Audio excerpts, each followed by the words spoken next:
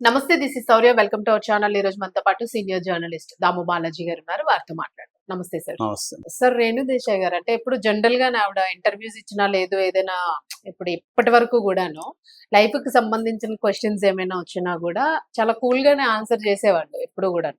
So, ఇప్పుడు first time చూస్తున్నాం చాలా ఓవర్ అగ్రెసివ్‌నెస్ అన్నమాట. అసలు ఎవరు అంత ఓవర్‌గా రియాక్ట్ అవ్వలేదు మీడియా మీద. సో, అదొక పాయింట్. ఆ మాట్లాడిన విధానం గాని అంత ఏంటసలంటే అదొక ఫ్రస్ట్రేషన్ అనుకోవచ్చా? కుక్కల గురించి ఆవిడ అంత సీరియస్‌గా తీసుకున్నారు. మనుషుల్ని కంపేర్ చేస్తూ, హత్యల్ని కంపేర్ చేస్తూ, అలాగే పిల్లల మీద యాక్సిడెంట్. అత్యాచారాల్ని కంపేర్ చేస్తూ. రేణు దేశాయ్ మాట్లాడింది నేను చూశాను. రేణు దేశాయ్ ఏందంటే చాలా అన్‌కంట్రోల్డ్ హ్మ్. యాంగర్ ప్రదర్శించింది. ముఖ్యంగా కుక్కలను చంపడం, ఆ కుక్కలను చంపి ఫోటోలు తీసుకొని, వీడియోలు తీసుకొని పెడుతున్నారు. ఇది చాలా దారుణమైన విషయము. సో, కుక్కల వల్లే మనుషులు చనిపోతున్నారా? దోమల వల్ల చనిపోవట్లేదా? ఇతర జంతువుల వల్ల చనిపోవట్లేదా? రోడ్‌లో యాక్సిడెంట్‌లయి చనిపోవట్లేదా? సో, ఇప్పుడు యాక్సిడెంట్‌లయితే కార్లను బ్యాన్ చేస్తున్నారా? లేకపోతే దోమలనేం చేస్తున్నారు? నాకు 2019లో డెంగ్యూ వచ్చింది. సో, నేను దాదాపు ప్రాణాంతకంగా మారి చావు దగ్గరికి పోయొచ్చాను. అట్లని మరి దోమలంతా నాశనం చేయమని నేను అడుగుతున్నానా?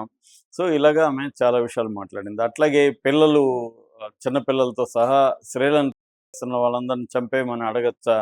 ఇలాగ ఆమె ఆగ్రహం వ్యక్తం చేసింది. దాంతో ఆమెకు మీడియాకు కూడా మధ్య ఒక వాగ్వివాదం కూడా చోటు చేసుకుంది. అది కూడా మళ్ళీ ఆమె ఎక్స్‌ప్లనేషన్ ఇచ్చింది. నేను మీడియా మీద అరవలేదు.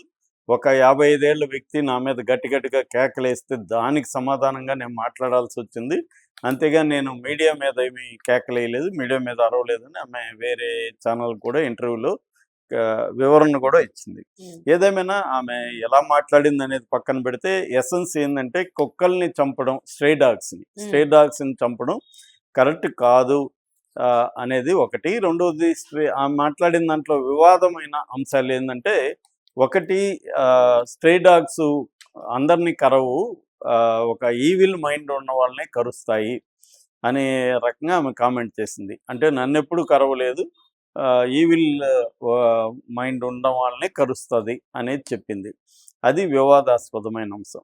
రెండోది అసలు స్ట్రే డాగ్ అనే ఇష్యూని ఎలా టాకిల్ చేయాలనే దానికి ఆమె ఏమి సొల్యూషన్ ఏమి ఇవ్వలేదు. హ్మ్. ఇవ్వకుండా ఆమె ఇష్టం వచ్చినట్టు కేకలేయడం, మాట్లాడడం జరిగింది. నిజానికి ఇదేందంటే చాలా సీరియస్ సమస్య స్ట్రే డాగ్‌లు అవును. అనేది. ఇండియా అంటే ప్రపంచంలోనే స్ట్రే డాగ్‌లు ఇండియాలో ప్రపంచంలో ఉన్న కుక్కల్లో 36% ఇండియాలో ఉన్నాయి. కరెక్ట్‌గా ఎన్నని ఆహ్, చెప్పలేం గానీ. చెప్పలేం గానీ 36% అయితే వరల్డ్ పాపులేషన్ ఆఫ్ స్ట్రే డాగ్స్‌లో ఇండియాలో 36% ఉన్నాయి. ఇక చనిపోయే వాళ్ళది డబ్ల్యూహెచ్ఓ లెక్కల ప్రకారం, వరల్డ్ హెల్త్ ఆర్గనైజేషన్ లెక్కల ప్రకారం సంవత్సరానికి దాదాపు 20,000 మంది కుక్క కాటు వల్ల చనిపోతున్నారు. హ్మ్. అంటే కుక్క కాటు వల్ల డైరెక్ట్ కాకుండా ర్యాబిస్ అనేది వస్తుంది. హ్మ్. ర్యాబిస్ అనేది వచ్చినప్పుడు దానికి ఈ ఇమ్మీడియేట్‌గా వెళ్ళి ఆ ఇంజెక్షన్‌లు అవన్నీ తీసుకోవాలా. Anti rabies injection. సరైన మనకు హాస్పిటల్ ఫెసిలిటీస్ గానీ, ఇమ్మీడియేట్‌గా అక్కడికి తీసుకుపోవడం గానీ లేదు. హ్మ్. అందువల్ల ర్యాబిస్ సోకి 20,000 మంది వరకు చనిపోతున్నారు. ఇక కుక్క కాటు గాని చూస్తే 2024 డేటా ప్రకారం 37 లక్షల మందిని కుక్కలు కొరికాయి. హ్మ్. ఇది రిజిస్టర్ అయిన కేసులు. రిజిస్టర్ కానిది ఇంకా 1,00,00,000 ఎన్నున్నాయో మందినైనా తెలీదు. ఆ! కోరుకుంటాయి. సో, ఇంత పెద్ద ప్రమాదం మనుషులకి కుక్కల వల్లైతే ఈ స్ట్రే డాగ్స్ వల్ల మనకి ప్రధానంగా కనబడుతుంది. సో, ముఖ్యంగా మనకి స్ట్రే డాగ్స్ ఇండియాలో ఉత్తరప్రదేశ్‌లో, తర్వాత ఒడిస్సాలో, మహారాష్ట్రలో ఎక్కువున్నాయి.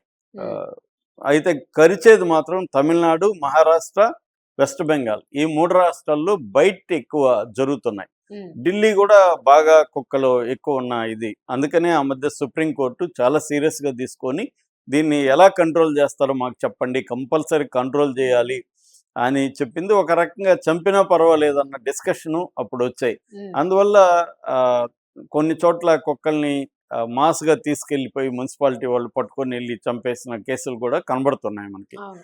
అంటే ఆ మధ్య కూడా వరుసగా హైదరాబాద్ లో కూడా పిల్లలని అటాక్ చేసి కుక్కలు స్కూల్ చంపేసాయి. అప్పుడు పిల్లల్ని, చిన్న పిల్లల్ని. చిన్న పిల్లల్ని చంపేసిన వీడియోలు వైరల్ అవి అవి చూస్తే దారుణంగా హృదయ విదారకంగా ఉన్నాయి. అవి బంచ్ ఆఫ్ డాగ్స్. ఈడ్చుకొని అవి వెళ్ళిపోయినాయి ఏంటంటే సార్ ఒక పిల్లల్ని. ఒక సింగిల్ డాగ్ కాకుండా మొత్తం ఒక ప్యాక్ ఆఫ్ డాగ్స్ వచ్చేసి అటాక్ చేస్తాయి. అవును. ఆ అటాక్ చాలా వైలెంట్ గా ఉంటది. ఆ వైలెంట్ అటాక్స్ ని అవి చిన్నపిల్లలు తట్టుకోలేరు. అవును. సో అవి చనిపోయిన కేసులు చాలా ఉన్నాయి చిన్నపిల్లల్ని. సో అవన్నీ చూసి అప్పట్లో మన మేయర్ కూడా వాటి కామెంట్ చేస్తే, రామ్ గోపాల్ వర్మ కూడా ఇక్కడ ఉన్న స్ట్రీ డాగ్స్ అంతా మీ ఇంట్లోకి వదులుతాను అవును. అనే విధంగా ఆయన కూడా గట్టిగా మాట్లాడాడు. ఇక్కడ ఏంటంటే రెండు ఉన్నాయండి, ప్రకృతి, మనం మనుషులం.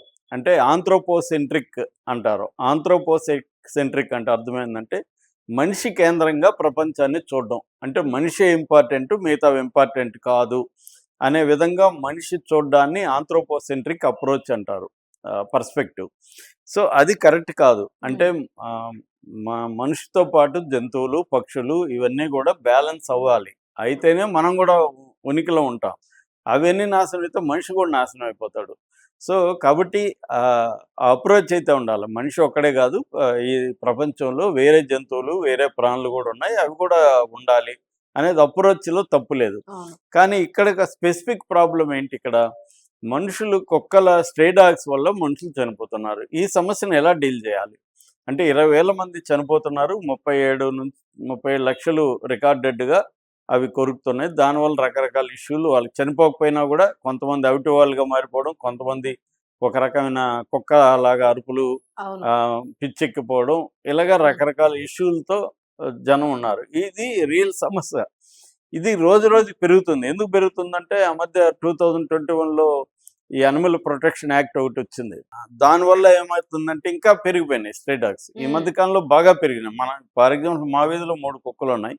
అవి ఎవరు వెళ్తున్నా అటాక్ చేస్తాయి. నాకు తెలిసి బండి మీద వెళ్తున్నా కూడా ఇద్దరు ఎగిరి ముగ్గురు కరుస్తున్నాయి. ఇద్దరు ముగ్గురు వ్యక్తులను కరిచాయి. అవును. నేను కూడా ఒక్కోసారి మార్నింగ్ లేసి వాకింగ్కి వెళ్ళినా మామూలుగా వెళ్ళినప్పుడు అవి నన్ను గమనిస్తాయి, గుర్తుపడతాయి, ఉమ్. ఏమనవు. కానీ ఒకసారి అదేంటి, యోగాకి వెళ్తాను నేను, జిమ్కి.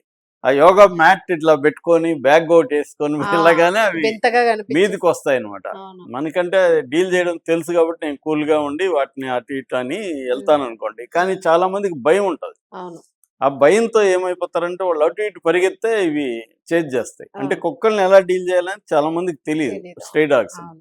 చిన్నపిల్లలకి అసలు తెలియదు. అవును. ఎక్కువ చిన్నపిల్లలే ఈ బలవుతుంటారు. ట్యూషన్స్ కి అది వెళ్ళొస్తుంటారు పిల్లలు వస్తూ సార్ ఉంటారు. సాయంత్రం. వాళ్ళు పిల్లలు, పాపం వాళ్ళకి తెలీదు. భయం ఉంటది. ఆ భయంలో వాళ్ళు పరిగెత్తడం అటు ఇటు చేస్తారు. అవి రెండోది, రౌండ్ అప్ చేసేస్తాయి మనం మెయిన్. పెద్దగా ఉంటే కుక్కలకు కూడా భయం ఉంటుంది. చిన్నపిల్లల పట్ల భయం కూడా ఉండదు అవును. కదా, వాళ్ళు ఏం చేయలేరు కూడా. సో అది చాలా ప్రమాదకరం. ఉమ్. సో అందువల్ల ఈ ఇష్యూని అయితే డీల్ చేయాలి. అందుకనే గవర్నమెంట్స్ ఒక ప్రాబ్లం ఏంటంటే స్టెరిలైజేషన్, కుక్కలకి అన్నిటికీ వ్యాక్సిన్ వేయడం. అవును. అది బడ్జెట్ లేదండి. ఎక్కడ కూడా మున్సిపాలిటీలకి బడ్జెట్ అనేది ఆల్మోస్ట్ లేదు. అవును. చెత్తనే క్లీన్ చేయలేని పరిస్థితిలో ఉంటే కుక్కలనంతా తీసుకెళ్ళి స్టెరిలైజ్ చేయాలంటే అది సాధ్యమయ్యే పని కాదు. అవును. సో అది ఒక సొల్యూషన్ చెప్తారు. ఉమ్. రెండో సొల్యూషన్ చంపేయడం. ఈ చంపేయడం పట్ల ఖచ్చితంగా ఆమె కాదు, చాలా మంది జంతు ప్రేమికులు కానీ వైల్డ్ లైఫ్ ప్రొటెక్షన్ వాళ్ళు ఉన్నారు. ఉమ్. కానీ ఇక్కడ మళ్ళీ ఇంకొక సమస్య ఉందండి. Wild life protection, for example wild life protection of society of India survey ఒకటి చూస్తే వాళ్ళది ఇంకొక యాంగిల్ తీసుకొచ్చారు. మనుషుల్ని చంపడమే కాదు, రేర్ యానిమల్స్ని, బర్డ్స్ని కూడా కుక్కలు చంపేస్తున్నాయి. ఉమ్. ఉమ్. అట్లాగా ఇప్పటికి ఇండియాలో దాదాపు 1880, అంటే 1885 స్పెసీస్ని కుక్కలు చంపుతున్నాయంట ఉమ్. ఈ సొసైటీ లెక్కల ప్రకారం. For example barking deer, sambar deer, spotted deer, jungle cats, red panda, langur, ఇలాంటి అనేక రకాల జంతువుల్ని, అందులో కుక్కల గర్వంలో ప్రపంచవ్యాప్తంగా కుక్కలు చంపడం వల్ల ఉమ్. ప్రపంచవ్యాప్తంగా 11 రకాల స్పీసీస్ లుప్తం అయిపోయినాయి, ఎక్స్టింక్ట్ అయిపోయినాయి, ఉమ్. ఇంకా అవి ఉమ్. నశించిపోయినాయంట. పోయినాయి. అంటే కుక్కలు మనుషులకే కాకుండా స్ట్రే డాగ్స్ ఇతర బ్యాలెన్స్ చేయాల్సిన యానిమల్స్, రేర్ స్పీసీస్ని కూడా కిల్ చంపేస్తున్నాయి, చేస్తున్నాయి. కిల్ అవును. చేస్తున్నాయి. ఈ ఇది ఆవుల మీద వాటి మీద కూడా దాడి ఆవులు చేస్తూ ఉంటాయి. వాటి మీద కూడా చేస్తాయి. నేను ఉమ్. అనేది అవి ఆవులను మళ్ళీ క్రియేట్ అవుతాయి. అవును. ఈ రేర్ స్పీసీస్ అవును. ఉంటాయి, వైల్డ్ స్పీసీస్, వాటిని కూడా ఇవి చంపేస్తున్నాయి. సో ఇది కూడా మేజర్ ప్రాబ్లంగా world life protection society of India కానీ, తర్వాత Ashoka trust for research in ecology and environment అనే సంస్థ కూడా దీని మీద రీసెర్చ్ చేసి కుక్కల వల్ల, ఈ స్ట్రే డాగ్స్ వల్ల ఇతర యానిమల్స్కి, పక్షులకి ఎటువంటి ప్రమాదాలు ఉన్నాయి కూడా రిపోర్ట్ ఇచ్చారు. కాబట్టి రేణుదేశాయి కుక్కల మీద ప్రేమ చూపించడం తప్పేం కాదు, కానీ ఆమె ఆర్గ్యుమెంట్స్ అన్ని కూడా రాంగ్ గా ఉన్నాయి. ఆవేశం పనికిరాదు ఇక్కడ. ఇప్పుడు మనుషులు చనిపోతున్నప్పుడు ఆమెకి ఎప్పుడు ఆవేశం రాలేదు, కుక్కలు చనిపోయినప్పుడు మాత్రం ఎందుకు ఆవేశం వస్తుంది? కాబట్టి ఇదంతా ఏంటంటే వీళ్ళు ఫేక్ బ్యాచ్ అని చాలా మంది చెప్తారు. ఈమె కానీ ఒకప్పుడు మనీకా గాంధీ మీద కూడా ఇదే గొడవలు. చాలా మంది ప్లాట్ఫామ్ మీద చనిపోతా ఉంటే, పిల్లలు అనారోగ్యంతో ఆకలితో చనిపోతుంటే ఆమె ఎప్పుడు స్పందించదు. ఎక్కడో ఒక ఒంటి చనిపోయింది అనుకోండి, పరిగెత్తుకొని వస్తుంది మనీకా గాంధీ. ఇలాగా వీళ్ళకున్న ప్రాబ్లం ఏంటంటే, జంతు ప్రేమికులకి మనుషులు చనిపోయినప్పుడు స్పందించరు.